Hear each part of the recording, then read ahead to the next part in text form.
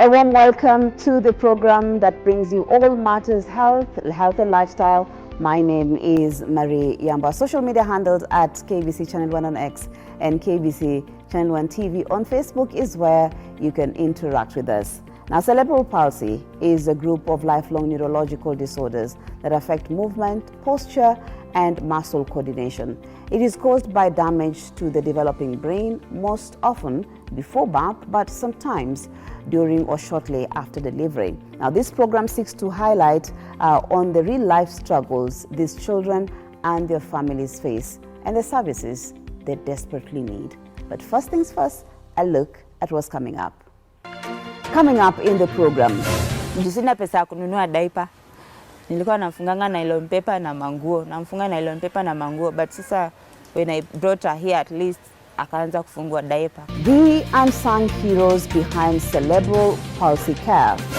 When we started therapy, they're able to support their neck, they're able to learn intellectually, they are processing the information, they're able to sit on their special seat even without being supported with anything else. Lending a helping hand to cerebral palsy caregivers, and on good practice, what to look out for to identify cerebral palsy early. A warm welcome once again, and we begin with our first segment where behind every child with cerebral palsy is a caregiver fighting a quiet, often invisible battle, and at the heart of many of these stories is a mother. Imagine being a mom and knowing your child needs help with almost everything, moving, eating, speaking. Well, that is the case for Leah Vilge. Caring for her child with cerebral palsy is not only physically demanding, but emotionally and financially draining. In the heart of Kawangware in Nairobi, a mother's strength is tested daily, not by choice, but by circumstances. Leah Vilge makes the journey to bring her daughter to this center that cares for special needs children. Leah is a mother of 4, but it's her second-born, Jocelyn, who changed her life in ways she'd never imagined. When she was born with jaundice. She was yellow all over, but I didn't notice because she was brown, so I didn't think it was a problem. But as time went by, from week 1, week 2, I noticed that the eyes were growing greener, from yellow to green. So I got curious, then I took her back to the hospital. Taking her back, the doctor just told me, this is normal, what you should do, just sunbathe her, it shall be well.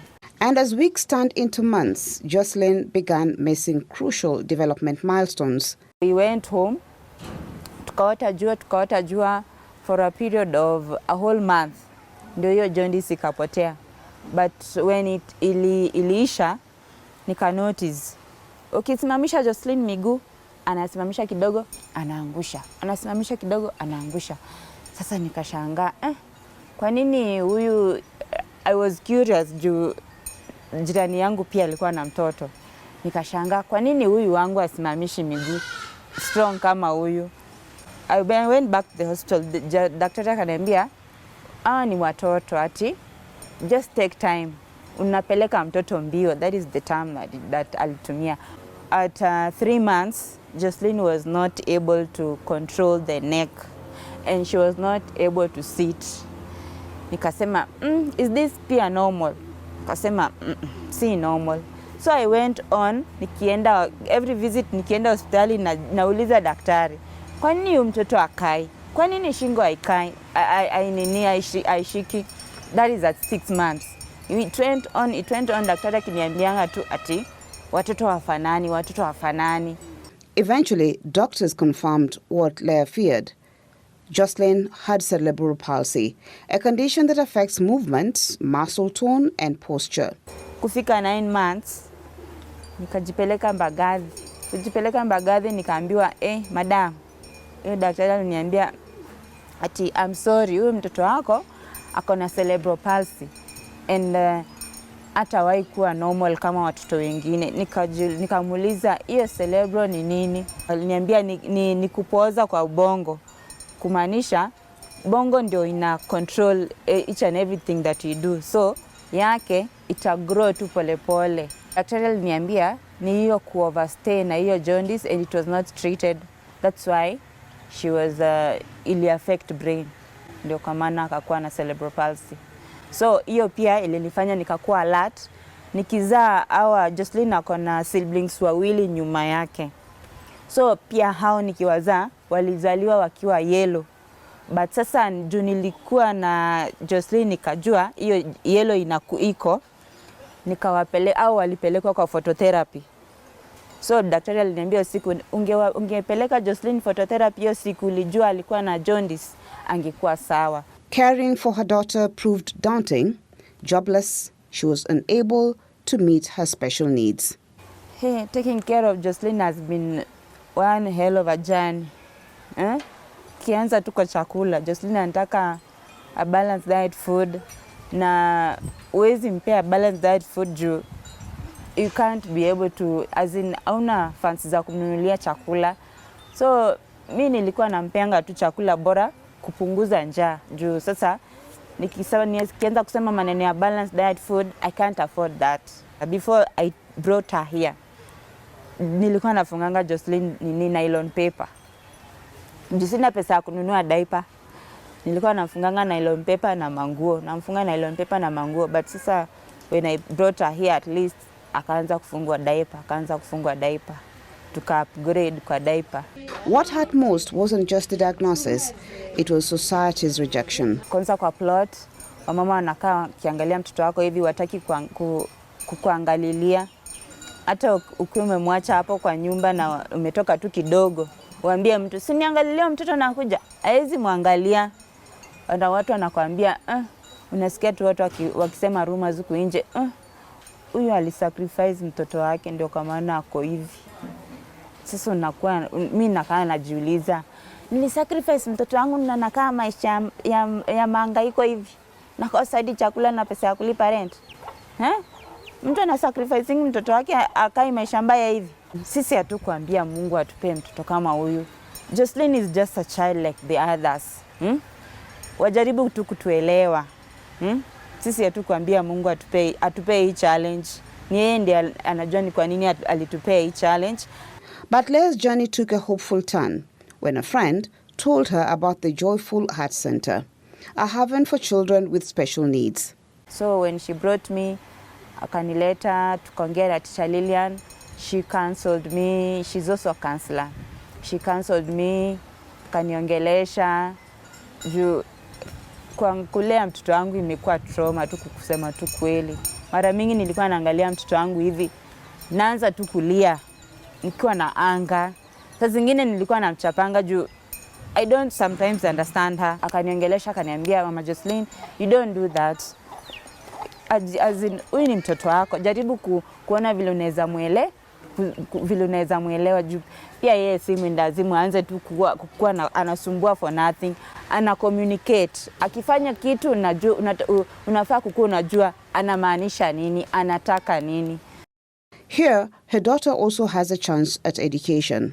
Akiwa shule anapewa balanced diet food, alafu pia anavalishwa diaper, anasomeshwa. So it has been good because at least nimepata mahali penye anaweza soma, anaangaliwa vizuri, anatekiwa tu care vizuri. Leah now uses her story to educate other mothers, especially those who think it could never happen to them. Kama we ni mwanamke na bado unazaa ama uko na watoto wako wenye wanazaa, hakuna mwenye anaambianga Mungu nataka hii ama sitaki hii. We just find ourselves. So pia yeye pia huyo mwenye anatuongelelea vibaya hapo nje anaweza jikuta kwa hii kiatu. My message to my fellow women, my fellow mothers wenye wako hapo nje na watoto wako na walemavu, mimi ningependa tu kuambia wajipe tu moyo juu hii jani inahitaji nguvu. Peke yako huwezi. Unajipea nguvu to see another day and pray to God juu sisi na Mungu ni Mungu tu, sisi na Mungu tu ndio tumebaki. Indeed, while love fuels their journey, No one should have to walk it alone. And so after this break, we'll be looking at a center that is lending these mothers a helping hand. Stay with us. And stay with us. Welcome back. Now, Lillian Komu never planned to open a care facility, but sometimes life leads us down unexpected paths, and hers began with witnessing the struggles cerebral palsy children and their families face. Today, Joyful Heart Center facility in Kawangware is more than just a center. It's a place where parents could breathe a little easier, knowing that their children are in good hands. Cerebral palsy is the backbone of all conditions. This is a child whose brain is tampered with and the physical part of it. When you look at other conditions, look at the blind, that child is walking. Look at the Down syndrome, the child is walking. Look at autism, is up and down here and there. But this child is there, the intellectual part of it and the physical part of it. So two happen too. When you keep this child there in the morning and then it happens to rain, she'll be rained there. Even to crawl, think of how I'll get out of this, she cannot. So that is what made me feel that this is the area, because at the same time it is also neglected. Let me talk about the institution itself, that we started in 2019, November, December, and then we opened officially in January 2020, and then around March went back home because of the COVID, and from there we used to work on home programs. We started with the 7 severe children, very severe, with the cerebral palsy, and the 7 children, 5 of them were malnourished, severe malnourished, and that is why in our programs nutrition is the main key. And because of the COVID, it was very hard to work on these children because they can't go, we could not access the health facility, there is no therapy, and then as well a child with severe malnourishment cannot attend the therapy. So that's where the journey started, and we went on up to today. We have 13 children who comes in the program every day, morning to evening. Apart from being absent because of different issues, then we have around 9 children who comes for therapy services on the Tuesdays and Thursdays.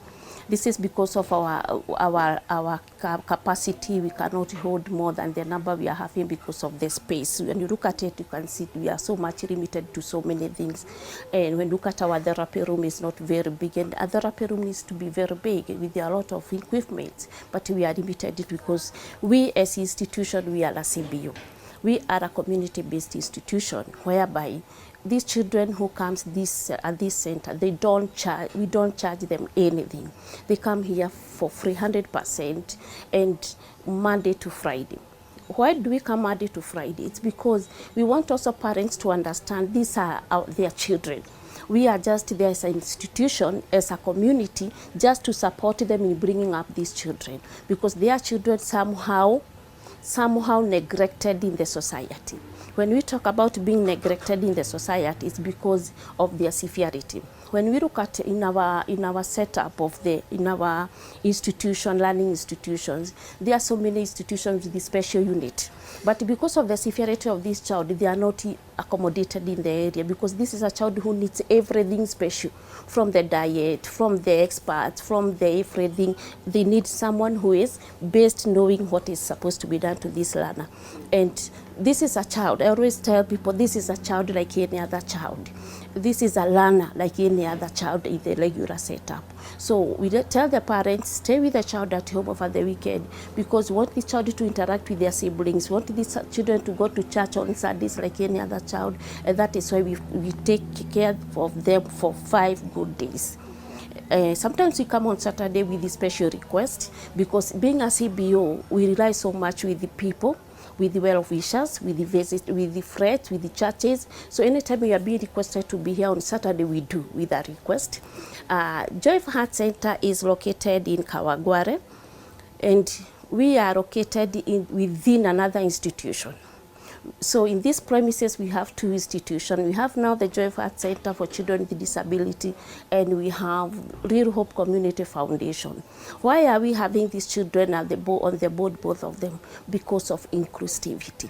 When we keep these children, if we keep these children in like a small setup, assume we are somewhere alone, they will think all children, they don't walk.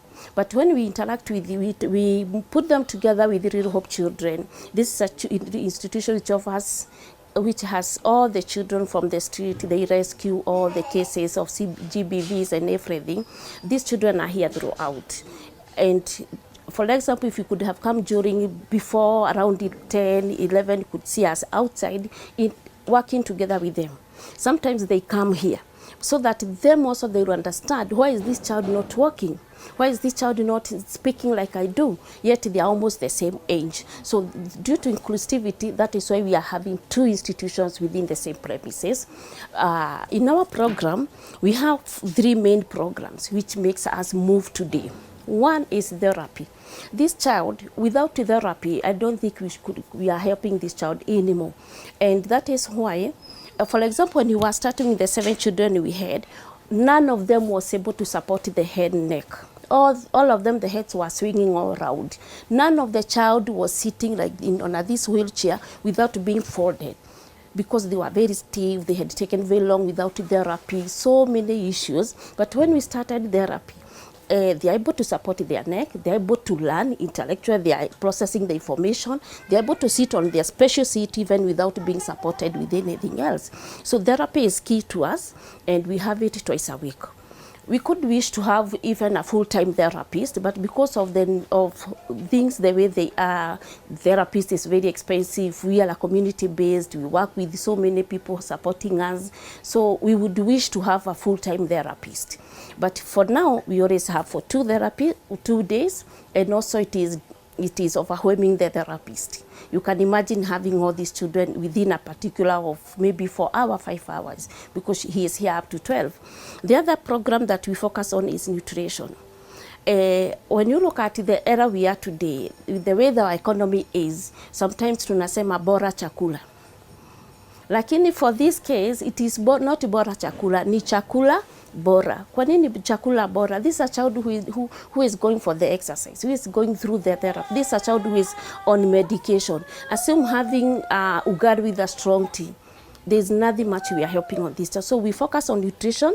We have 3 meals in a day. We start with in the morning at around 9:30, we have porridge, very nice porridge.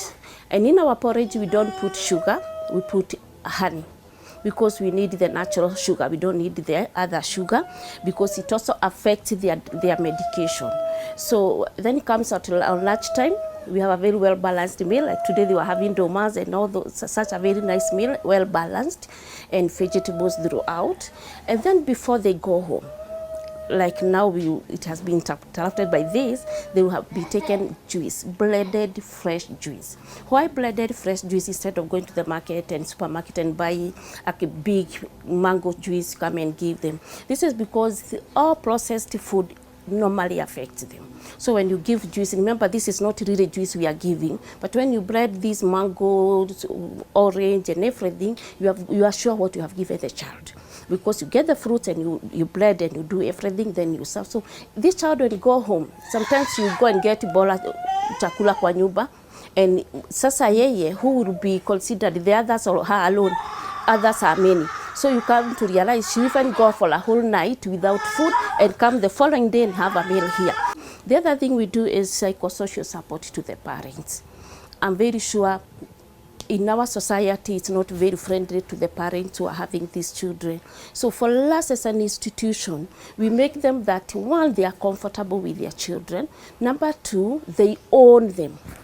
Because when we were starting, I did not think of a child first. I started now with working with the child, with the mother. Because there's a mother who is wounded. She lives with the bitterness in life. Some of them are very young mothers. They were firstborns. So she had plans. She thought, after this I will do this, after this I will do this. But now all the plans were cut off. So look at this mommy who cannot even engage herself with another relationship, who cannot engage herself, even looking for a job is a problem. So we work with her so that she can heal. They don't heal completely, because it's like a death. You can't heal completely. You always keep remembering your beloved. But this one, she's seeing this child every evening. every morning. And then any challenge comes, she looks at the child. If it was not for this child, I could have done this, I could have done this. So we worked with the parents. Today they formed a support group. We supported them, form a support group, whereby they meet twice a month, relieve what they are going through, do their stable banking.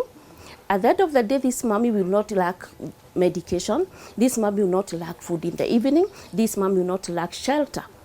It is a condition which is related with so many mates. Ini ya kwenu, sisi mama yenu hakufanya hivi, shosho yenu hakufanya hivi. All those mates, if they are not well elaborated, they become truth. So it is upon us to create the aware, inform the people, inform those who are around us, those we are working with, that this is a condition which happens during birth, after birth, and even during pregnancy. What are some of the symptoms that you can look out for to identify cerebral palsy in good time? What are the signs and symptoms of cerebral palsy? Cerebral palsy affects how a person moves and controls their muscles, and the signs can vary a lot from one person to another. Some kids might show symptoms early on, while others may not show clear signs until they start missing developmental milestones. Here's what you might notice. In movements and muscle control, the child may seem too stiff or too floppy. They might have trouble controlling their muscles, like their movements are jerky or uncoordinated.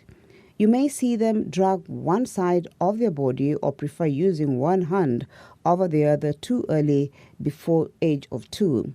Walking might look a bit different, maybe on tiptoes with legs crossed like Caesar-like, or uneven gait. They might be late to sit, crawl, or walk compared to other children of their age. Speech and eating.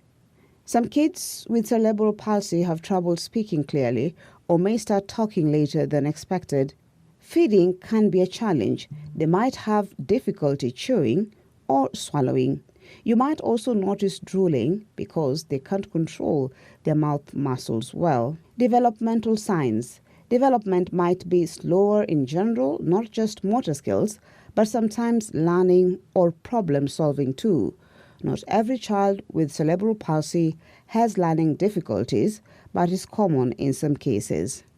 Other things to watch for: some children have seizures or may be diagnosed with epilepsy. Vision or hearing issues can also show up. They may also have problems with bladder or bowel control, especially as they get older.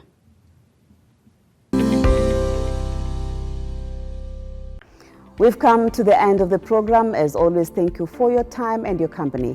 On behalf of everyone who made this program possible, the production team, and of course our guests who shed light on what cerebral palsy is all about, we say thank you to you also for interacting with us. My name is Marie Yambo, and I hope to see you again next time.